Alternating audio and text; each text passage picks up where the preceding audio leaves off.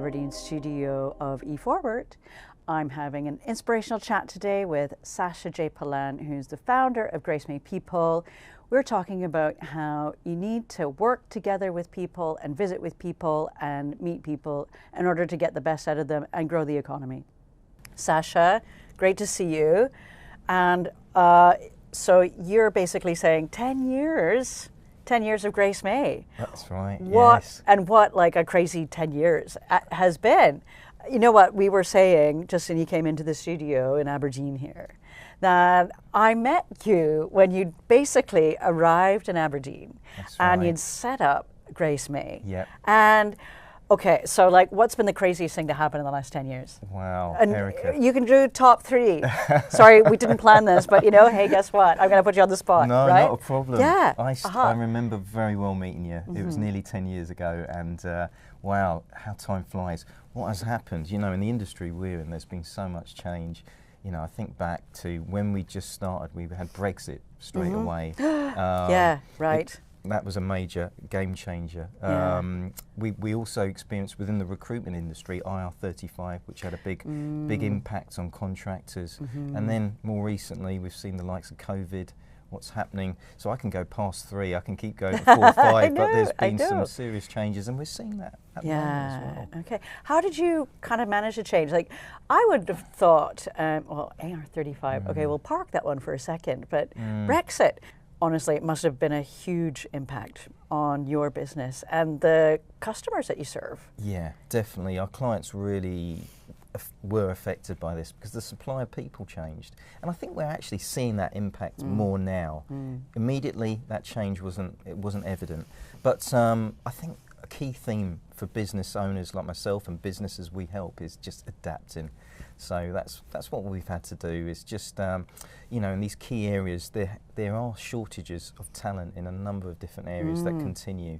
So it's just trying to tap into those areas and help our clients with a supply of people in those key areas. But of course, the whole industry is undergoing a transformation. It's decarbonizing, going into net zero. How is that changing everything for you? Oh, it is. Again, change continues. We're seeing up here, we've got a terrific workforce, such a skilled workforce. So it's just trying to help that workforce make this transition. At the moment, we know we've got the skilled workforce. There's talk about jobs. There's just that bridge in between. There needs to be clarity. So you want to take advantage of what we've got here, which is an amazing pool. So I'm hoping there'll be clarity for people to just make that transition. Yeah. Where's the biggest shortages? Which industries, or is it across the board? Yeah. But where is it critical? Just out of curiosity. Well, at the moment we're seeing data being such a massive area of demand. Yeah. Because we're seeing the impact of the need for the skill set going forward. So from a technical point of view, data professionals, data engineers, data scientists, that's a real key area. That's because every industry needs data. They need these people who are going to change that industry, whichever one they're in, because data is changing these things so dramatically. We were talking a little bit about artificial intelligence. It's coming, isn't it? It's changing everything for everyone. Yeah, it's actually quite an exciting time. We've just got to see the impact it has, but you know, data is so key for every industry now because it just provides that foundation for businesses to then use the creative skills their teams have to take things forward. So yeah, we're seeing a real demand in the data sector, especially within the tech side of things. Yeah, okay. And then now, IR35, so that's an energy industry thing. There's lots of contractors in energy industry, in IT and data, and so where are we going with that? I've kind of lost a bit of track about, you know, whether that legislation is really having an impact on employers and individuals. So you're the expert. You got to tell me what's going on. Yeah, it's interesting, isn't it? There's been so much change. Things that happened in the past have actually been pushed a bit to the sidelines. There's still a bit of debate about this area. So I'm hoping we might see a change in the near future. But again, individuals have adapted. So rather than being set up as a limited company, individuals will go through an umbrella company. So I think people are resourceful, companies are resourceful. whatever obstacles are put in their way, I've just noticed organisations find ways to sort of keep the business going and keep things moving forward. So that's happened. It actually hasn't impacted businesses that much as we thought it would. Oh, that's good. But the thing is, it probably has the growth of the economy. It probably has impacted that. That's what I feel. So let's just see. Well, you know, it's probably no secret. UK economic growth, you know, it could be better, right? Like if we gave it a report card, you know, maybe a C-, it would be really nice to get it up to B+, you know, that would be good. So, I think C- is probably pretty accurate, but I'll leave it there. But, fair enough, anything that stimulates growth, encourages companies to grow their workforce, will help the economy, it helps us, it helps businesses in general. So let's just see what's around the corner. Sure.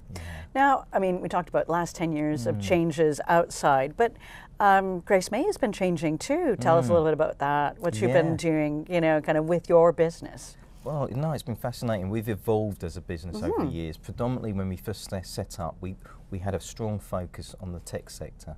Actually, over the last 2 years, we actually looked at the data, we looked at the clients we were helping, and we were getting demand from our clients to help them in different areas. So the clients we'd helped, I'd say 90% of them were in the energy sector. So we've branched out into other areas with a real focus on the energy sector. So helping our clients with, you know, professional services like marketing, sales and business development. Wow. Okay, sure. We've also the whole package. Yeah, to a degree, we do. We're mainly focused on onshore recruitment. We help a number of clients with legal positions and HR as well. So it tends to be clients that we can offer a personalised service. So we don't help everyone, but it's where there's a good fit. We've had the privilege of helping your organisation over. That's a number amazing. Of years, Yeah, which I has saw been that brilliant. today. Yeah. So, okay. Cool. Yeah. no, Well, you've brought some really good people in, so thank you ever so much. Absolute I owe pleasure. you one, maybe. Yeah. So. No, it's been great. I mean, you've got a great dynamic culture, and as a business, you've given us a chance to understand that. So that's where we work best. And, you know, there's so many dimensions to the DC Thompson Group as well, you know, so.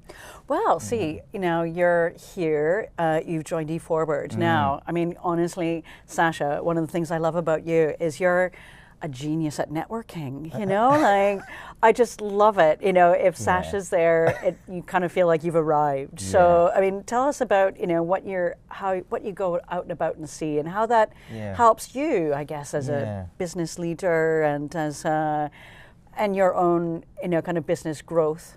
Yeah, well, for me, it's really important. You know, we can get sort of driven by systems and the processes we have. But real connections are made face to face. That's what I believe. 100%. And you know, it energizes me. It energizes a multitude of people. You know, so it's really important for us to get to know the people in our community. For clients we work with, it's essential we meet them face to face. We go out to their offices and get an understanding of their culture. You know, if we're not doing that, we're not doing our job properly. So it's not diluting the service that we offer, but networking is great. It's great. You guys run a number of events, and it's great to be involved with them. Yeah. So. Yeah. Remind me of where you were before we met 10 years ago when you came to the northeast of Scotland, just out of curiosity. Yeah. You know, just. So I was originally based down in South London. Okay, which I grew up there and I lived there most of my life, but moved up to Aberdeen. It's nearly 15 years ago now. 15 years ago, I've right. not developed the Doric, you know, lingo or anything yet. But me neither. Yeah, we've got that in common, haven't absolutely, we? Yeah. But no, I love it up here. Absolutely do. So you've embraced Scotland. Scotland has embraced you, and you know, kind of it's embraced Grace May as well, which is fabulous. Definitely. No, it's a great platform up here. They really do embrace entrepreneurs, you know, people who, if you look at the history of Aberdeen, how many entrepreneurs have set up businesses, and these are people from humble backgrounds who run multinational companies, and it gives people to create an opportunity to create I might have to just think what I was going to say there. Yeah. It gives people an opportunity to, it gives people an opportunity to really move forward with businesses and take their careers to the next level. I mean, I came here originally, I don't know if you remember, Erikka, I was a helicopter pilot when I moved up to Aberdeen all those years ago. Oh, right. Pilots. Yes. They're always the best ones, right? Is that right? Yeah, 100%. I don't know about that though. But yeah, I came up, there was a downturn, I found myself out of work and I had to adapt. So I actually moved up here not knowing anyone. So didn't have any school network, friends. I didn't have anyone, so I came with a blank canvas, and I've developed a great network up here of good people like yourself and other people within DC Thompson as well. But it's very much an embracing culture up here. That's what I find. There's no glass ceiling. You can actually do as well as your capability will allow you, or your drive that you have will sort of allow you to. Sure. Well, although, you know what? I mean, I think, the industry welcomes people who support other people and, going to really help them with their ambition. I think you've done that and Grace May has done that. Oh, well, that's so wonderful to hear. And we've received that back from the community and you guys as well. But yeah, I think you get out what you put in, really. And, it's like I say, I'm a big fan of the community we've got up here, and Aberdeen as a city, it's got a lot to offer. So you're a Canadian, I'm a Londoner, and we're doing okay. We're doing okay. Fabulous. Thank you very much, Sasha. Absolute it's always pleasure. a pleasure. It's really good to see you, Erikka, and thanks for your time. Yeah. Thank you. You too.